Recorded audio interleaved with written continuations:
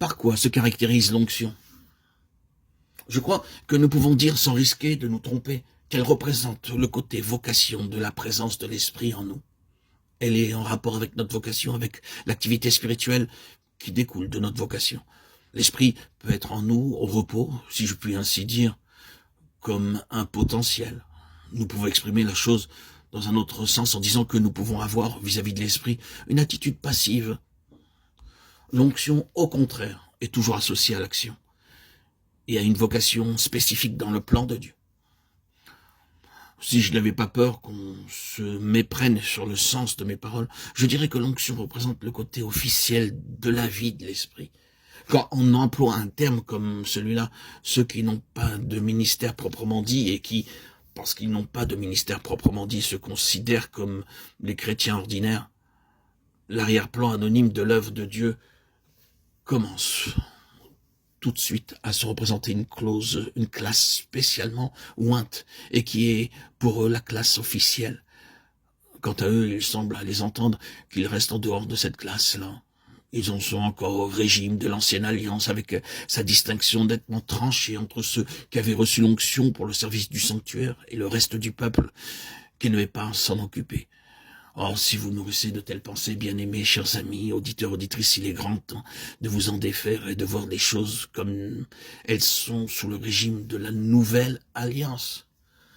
L'onction désormais n'est pas pour une classe privilégiée, exclusive. Elle est pour le peuple de Dieu tout entier. Du reste, dans la pensée de Dieu, il n'en a jamais été autrement. Même sous l'ancienne alliance, si Aaron et ses fils étaient mis à part en vertu d'une onction spéciale, il était à titre représentatif. Il constituait en réalité une délégation de tout le peuple. Quand Dieu jetait le regard sur eux, il voyait en eux son peuple tout entier, car en eux, tout le peuple était oint. Eux n'étaient que les représentants de l'ensemble. C'est ce qui ressort clairement du fait que tout le peuple posait les mains sur eux. Il y a là un geste d'identification entre le peuple d'une part et ceux qui les représentent d'autre part. Ce même principe se retrouve dans le Nouveau Testament. L'onction est destinée au peuple de Dieu tout entier. La première épître de Jean, dont nous pouvons lire un passage, ne laisse subsister aucun doute à cet égard. L'apôtre s'adresse à ses petits enfants et leur parle de cette onction qu'ils ont reçue, qui est en eux et qui les enseigne.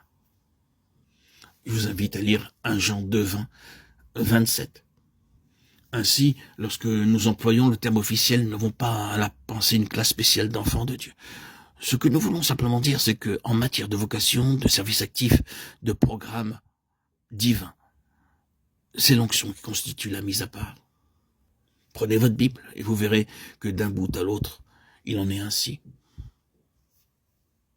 Dans l'Ancien Testament, vous verrez que partout est toujours l'onction apportée avec elle un élément d'action en rapport avec la réalisation du plan de Dieu. L'onction déterminait une action et supposait une vocation. Elle comportait pour celui qui en était l'objet une certaine position au sein de son entourage, une certaine dignité, pour ne parler que de ces caractères-là.